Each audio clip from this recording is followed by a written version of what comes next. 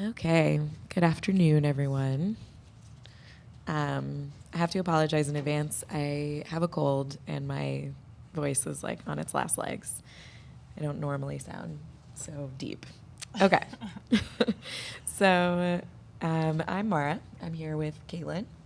We're going to share our experiences with a viral social media event that took place last February called the Day of Facts. If you know what I'm talking about, that's great.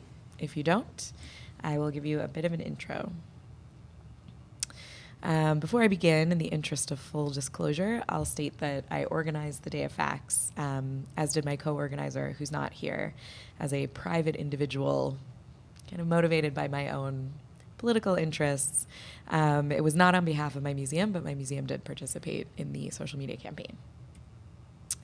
So, on February 17th, this past spring, over 350 cultural organizations, including museums, libraries, archives, science centers, educational groups, asserted their role as champions of knowledge to share thousands of posts on social media, mostly Twitter.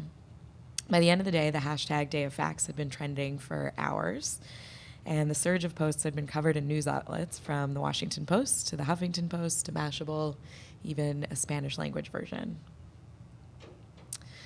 The event on February 17th started pretty early in the morning, East Coast time. The first tweets came from the UK. They really started picking up around 8 a.m. Eastern. My original plan was just to keep an eye on Twitter at work, but the morning of, I decided to work from home, which quickly turned into a sick day. The tweets came in faster and faster until Day of Facts was trending in multiple U.S. cities and coming from small historical societies to mega art museums, zoos, aquariums, tons of public libraries, universities, even the UN Refugee Agency, and Science Friday. The Day of Facts was a bona fide success. The participants in this global uprising shared truths about immigration, climate change, refugees, LGBT issues, freedom of the press, support for the arts, and much more, the kinds of facts that the new presidential administration that had been inaugurated about a month before might deem alternative. Cultural organizations, especially nonprofits dependent on public donations, typically avoid politics and partisan messaging, some of them by law. But what happens when the very notion of facts becomes politicized? What happens when the values our institutions are based on? Curiosity, pursuit of knowledge, access to information, respect for the value of primary sources, and a broader mission to serve a wide and diverse public are undermined by people in power. So this campaign was not organized by an institution or by consultants, but rather by two individuals, myself and my colleague, Allie Hartley, who is a DC-based museum educator who's not here today. We are two museum professionals who are interested in the relevance of museums to the current political moment and eager to do something about what was happening. So I'm going to share some of the philosophy and the goals behind the campaign and how we made it happen and evaluate the success of this type of action. And then we'll hear from my co-presenter, Caitlin, who will speak about her experience of participating from within a museum. So the initial idea for Day of Facts came from Allie. On January 25th, she was scrolling through Twitter in despair, something that she, like many of us, myself included, had done quite a bit since the election, and really in overdrive since the inauguration. Since January 2017 feels like it was a million years ago. The news that week, just as a refresh, the day after the inauguration, millions of women around the world had marched in protest. One U.S. soldier was killed in Yemen, and the new president, surprise, signed into order a travel ban. The National Park Service had been compelled to delete and apologize for a tweet, comparing the size of the presidential inauguration crowds to those of former President Obama's. The Park Service as a whole was barred from tweeting for several days, and I personally was pretty stunned, as were a lot of fellow museum professionals. So amid the chaos, two particular tweets stood out to Allie. So first, this post about the Japanese-American incarceration.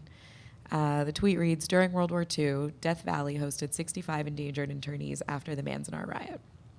So she found the tweet striking for a few reasons. First, it was completely mission-related. It was presented as factual, unquestionable information It's an entirely appropriate post for the Park Service to make. Second, it provided a historical example that paralleled the current political moment, and it clearly resonated with the public. It has, at the time of the screenshot, 12,000 likes. The St. Louis Manifest Project also did the same on Twitter. Since January, the project has been tweeting out information about Jewish refugees of the German liner, the St. Louis, who were turned away from entering Cuba in the United States. Many of the passengers perished in the Holocaust. Within hours of launching the project, it had over 11,000 followers. Today, the project has over 67 to 70,000 followers. So Allie told me that she found the tweets brilliant and poignant, and they were honest, and they demonstrated the important role that our institutions can play without lying or distorting facts, but simply by connecting a historical moment to the current day. She wondered what would happen if cultural and scientific institutions all shared information like this on one day in one concentrated effort, and the Day of Facts was born. So Allie and I met a few years ago at a DC chapter of the Museum Workers Speak group. It's a loose advocacy group of museum professionals interested in labor and social justice issues in the museum sphere. We both have a bit of an activist streak, so I saw her reach out in the museum's social media manager's Facebook group proposing an idea to respond to the alternative facts trend. I was immediately interested. The fact that the discussion within the Facebook group quickly turned to commentators saying variations of cool idea, would love to participate, but my museum would never go for it, we don't engage in politics, made me even more determined. It felt a lot like my colleagues were kind of silencing themselves preemptively, responding to a challenge to key museum values by shrinking back, and it frankly kind of scared me a little. As part of my role at the National Museum of Women in the Arts, I helped organize our Women's History Month campaign, 5 Women Artists, which challenges people to name 5 women artists. That's the whole thing. It's really hard for people. But it was a very successful social media campaign, and so I decided to put my skills and experience organizing that campaign to use to fight for the truth. So, how did we make it happen? So this is the rapid-fire GIF part of the presentation. Much of the preparation for the Day of Facts was similar to 5 Women Artists or other social media campaigns, except on a very tight timeline, basically around 3 weeks. First, we had to gauge interest and see if people would even be willing to participate. So she posted her idea on January 25th. By the end of the day, we created a Google form to see how many colleagues might be interested. We asked for hashtag suggestions.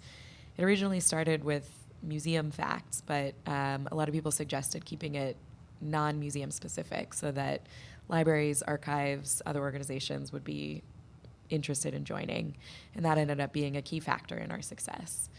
The next day, we started circulating the form beyond the Facebook group and reaching out to close colleagues. We created a Twitter account, and we opened up a Gmail account to start fielding questions, and we started a WordPress site. So we picked the date, February 17th, pretty randomly. We wanted to kind of catch the moment while the concept of alternative facts was in the news and not wait too long. I knew that March would be extra busy for me because it's Women's History Month, and I wanted to do it before then. So we just chose the date to give ourselves a few weeks to plan. We had to make our case to our colleagues and to museums that we didn't have any contacts in. We wrote up kind of a manifesto on dayoffacts.org and created a fact sheet about what we were trying to do. 2 days after Allie's initial post, about 100 museums had actually filled out the form and expressed at least tentative interest, if not fully committing. We provided a lot of resources and guidance. A lot of the early questions we got were about, well, this is cool, but what should I post? What should I say? So we created a resource page on the website with relevant articles, authoritative studies about arts funding, climate change, et cetera. And we started adding lists of suggested topics based on the type of institution. We spread the word. Together we cold emailed about 100 museums and libraries. We worked our friends and colleagues for all of their contacts. I started tweeting articles and resources about museums and current events. I jumped into Twitter conversations like Museum Ed Chat and Museum hour from the DFX account and just tried to let as many people as possible know what we were trying to do. We did have to accept some constructive criticism. Many friends and colleagues helped us formulate the appropriate balance of political sentiment. We knew it wouldn't be successful if it was seen only as sort of like an anti-Trump message. A few respected colleagues told us straight up that it was just a really bad idea and that we would squander goodwill towards museums, endanger our funding, and we just shouldn't do it, and we should just kind of like pipe down. We talked it through, though, and with their feedback, we were able to modulate our tone and move it from a personal passion project that, for me, was very much anti-Trump to one more rooted in museum solidarity and a commitment to our core values. We landed some big fish. Once we kind of modulated our tone and made it more about museums as a whole and their values, by January 29th, we were able to get influential organizations on board like AAM, who helped us spread the word. They tied the campaign into their Museum Advocacy Day campaign, and they gave us some space on the AAM Labs blog to make our case to a larger audience. We notified the press. Despite the growing Google survey of organizations that had pledged to participate, there were around 200 by February 10th, and those were organizations that said specifically, we will be participating, not just, I'm interested. I was still sort of convinced that it wasn't going to work. Dana Allen-Grail suggested a handful of people to reach out to. You know, maybe you should talk to this person. So I did on February 13th, 4 days before, kind of assuming that nothing would come of it and nobody would be interested. But by the day of the campaign, Allie and I were interviewed by the Chicago Sun-Times, the Washington Post, and Hyperallergic. There's obviously a lot of interest in sort of people taking action. So we confirmed all of our participants. We knew that everybody who said they were going to participate was going to need some reminding and some encouraging. We sent out a big email with info on who, what, where, when, how to deal with negative reactions, more resources.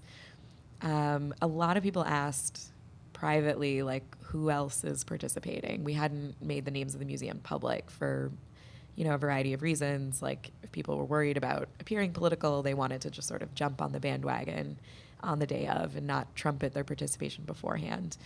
So we started adding participants to the website if they agreed to be named publicly, and we responded to a lot of emails like, well, what other history museums are participating? What other museums in Chicago are participating? So by the evening of February 16th, we had 280 museums, archives, libraries, etc., confirmed saying, yes, we're going to do it. One of the most surprising things was actually the sheer number of non-museum participants. We had tapped into this whole world of professionals at educational institutions that wanted to do something and weren't really sure what to do. So we prepared for the trolls to come out. It's the internet. We gave our participants information about how to deal with, people who might be accusing them of being too political or just sort of, trolling them. And then we just hoped for the best. I really didn't know if it would work or if everybody would chicken out at the last second and it would just be kind of lame. But it was actually a big success. Behind me, I have some statistics for the end of the day. As an organized form of resistance against alternative facts, it generated around 50,000 tweets. It's hard to say how many total because we only paid for a cheap hashtag tracker and it actually exceeded the limit of it. So I don't have final statistics. Lesson learned is just pay for the more expensive version. So by the end of the day, at least 350 organizations from 16 countries and 40 U.S. states had participated. The most popular content was a video produced by the Field Museum, which ended up with over 1 million views and was the most viewed video on the Field Museum social feeds. So we're going to watch the video because it's very inspiring. Oh no, there's no sound. All right, well, you don't need the sound.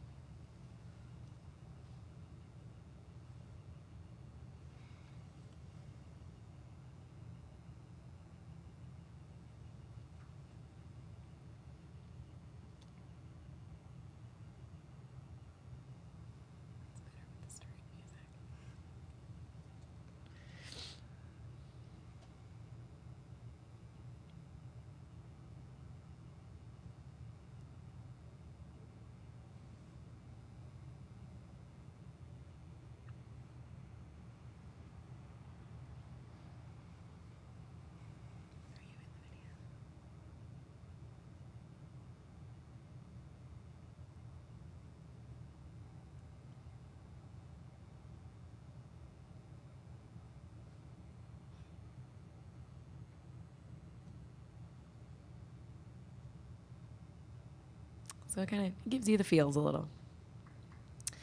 Um, So the reactions from our participating institutions were exactly what we were hoping for. Instead of getting called out for being political, a lot of museums reported later in a survey that their online audience really applauded their tweets and thanked them for speaking the truth and highlighting stories important to their communities. The vast majority of survey respondents reported that the campaign was not only a positive experience, but an affirming one for their institutions and their missions. There were definitely negative reactions, though. The truth is that by our best estimates, only around like 2,000 of the 50,000 tweets and posts were actually related to the intent of the campaign. The hashtag went viral, and it was pretty quickly co-opted and used to share the kind of exact unverified facts that we were aiming to fight, which was a little disheartening. I won't share any of those specific tweets, but we captured a word cloud, which has, some things like the resistance and media lies again that can kind of indicate how it quickly went off the rails. A lot of people also just started tweeting really random facts about nothing. So the Day of Facts hashtag, I think, is a little bit too generic to really be useful again, but I do think it was successful for a few reasons, and this is sort of how we measured the success. So we collected data on the 350 participating institutions. Allie and I both come from art museums, so that's where we started our outreach. In the end, though, participants came from museums of all subject types: history, science, design, libraries. A lot of organizations found out about the campaign through our direct outreach efforts, but around 25% found out through word of mouth. Which kind of indicates that there was a lot of organic interest in what we were trying to do. Also, a look at the geographic breakdown shows that not only were there a lot of international institutions that participated, the campaign was actually fairly evenly distributed across U.S. states, so it was by no means a blue state action. The other way of measuring success is to look at our participants' feedback. So like some of the comments I just showed, the Day of Facts was really deeply meaningful to participating museums and institutions and their online audiences. So our conclusion was sort of, who cares if a bunch of trolls hopped on? If it gave museums just a bit more bravery to stand up for the truth, then we consider that success. The campaign really demonstrated the relevancy of museums as truth tellers in the age of alternative facts. It allowed museums to take a stand in a nonpartisan way, and in the end, it provided a framework to assert or reconnect with their own missions. The overwhelmingly positive response convinced us that standing up for truth in a mission-aligned way is not risky. It's really required. So with that, I'd like to introduce you to Caitlin, who is a digital content developer at the Field Museum. We had a lot of Chicago-based institutions participate, and I credit the Field Museum video with really helping it go viral. So if you want to tell us about your experience. Yes. So I'll just share a little bit about sort of how we made some decisions and a little bit about the nuts and bolts of actually getting our act together and getting the video ready in time.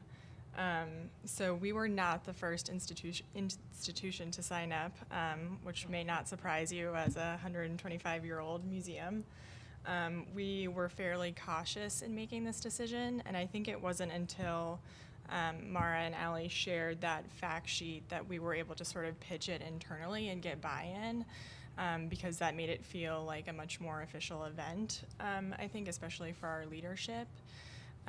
We were also a little concerned about, what other museums will participate, how will our audience respond, will this seem overtly political? We had never really done anything like this before. So we had some nerves going into it, I think is safe to say. One of the statements that I heard internally at our museum and at other museums was kind of the sentiment of, well, we share facts every day. Why make a big deal out of it? Why do something special around that if it's something that we're already doing? And I think we tried to just take the sort of opposite approach and say, well, let's shout it from the rooftops that this is what we do, and let's really own this.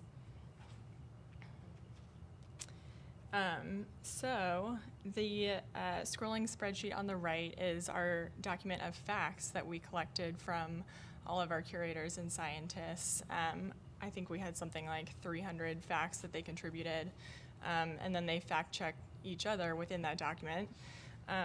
But we basically decided that in conceptualizing this video that it could not be all gloom and doom. We needed to provide some hope, some inspiration, have it end on a good note. So I think a big part of that was getting staff buy-in and using staff enthusiasm to sort of drive that. We had a huge sign-making party. I personally went to like 3 or 4 different Michaels and Targets in Chicago to purchase poster boards. But I think involving staff both in making posters and in appearing in the video, they totally jumped on board. They came through for us, and I think that kind of helped us really feel confident that this was mission appropriate and mission centric. And we really couldn't have done it without them. We actually filmed the video on February 10th. So we had like an insanely short turnaround time to be ready for the 17th.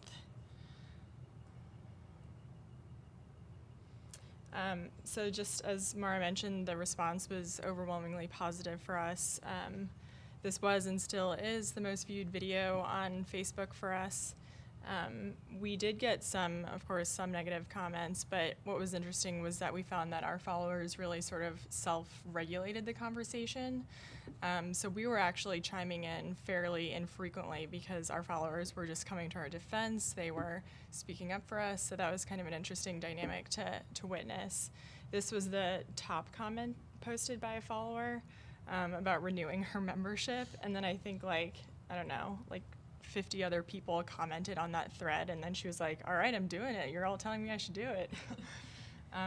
So I thought it was interesting that our video didn't necessarily have a specific call to action for our followers, but they felt compelled to act in some small way, and if that turned out to be membership for some people, then all the better.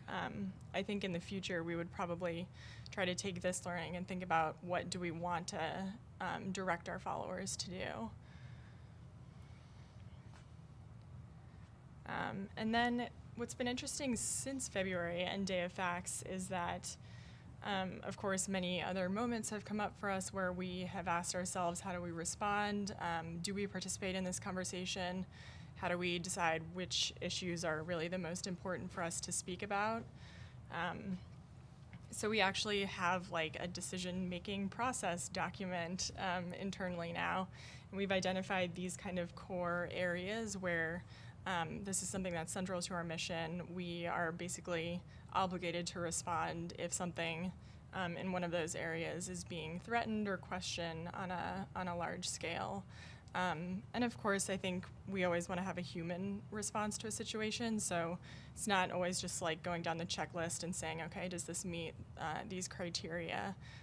So we're constantly having conversations and just trying to stay really on top of the news and seeing what other organizations are doing when we make decisions about whether or not we should participate.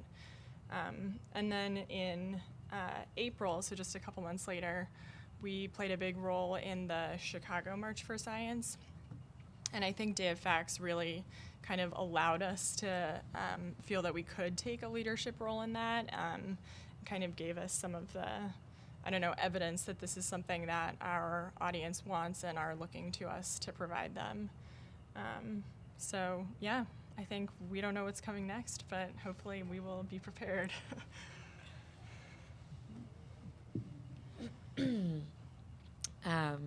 So yeah, just to sum up, the political situation has kind of continued to change pretty rapidly since February. So I still feel like it's not only necessary, but even more critical for museums to be really unafraid at this time, to take the opportunity to build coalition with like-minded institutions and to find ways that we can link up and be, strong. The need grows not only to stand up for facts, but also for potentially the rights and the safety of our visitors. Recent evidence shows that visitors not only want, but expect their cultural institutions to be seen as taking a stand. So Day of Facts has come and gone, and I don't know what comes after it.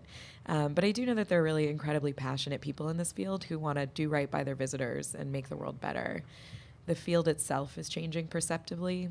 museum conferences from within the last year, including our own, which includes the call to take action. AAM focused on diversity and inclusion. Museums on the Web talked about conflict resolution. There's been really powerful presentations about how museums can encourage empathy and approach sensitive subjects effectively. So I hope that hearing about Day of Facts will inspire you to take even small actions back home. Encourage your institution to stand up for the truth, for its visitors, for its patrons, and to never compromise its mission, even in tumultuous times. These times require more bravery, both institutional and individual, and it's really becoming clear that a museum disconnected from or unwilling to acknowledge current events is just not a relevant museum. So thank you for coming.